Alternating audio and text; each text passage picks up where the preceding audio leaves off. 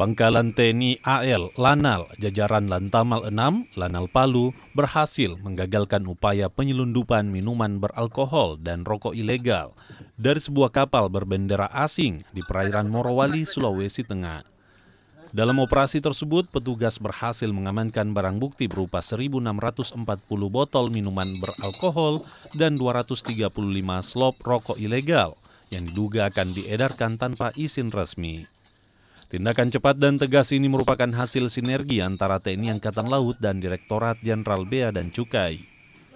Komandan Pangkalan Utama TNI AL 6 dan Lantamal 6 Makassar, Brigadir Jenderal TNI Marinir Dr. Wahyudi Latif menyampaikan apresiasi tinggi atas keberhasilan tersebut.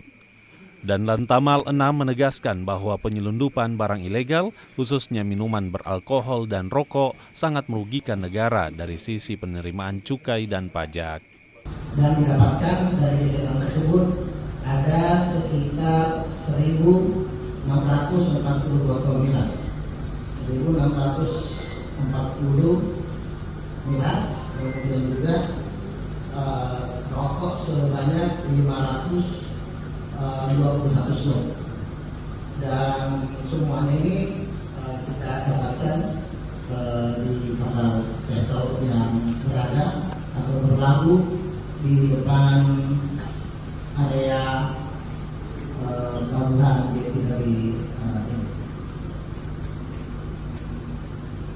Mungkin itu yang saya sampaikan, mungkin disilakan mungkin dari teman-teman insan media.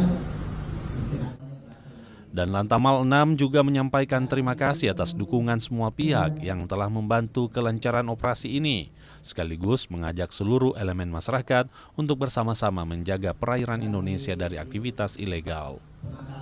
Tim Liputan Kompas TV Makassar.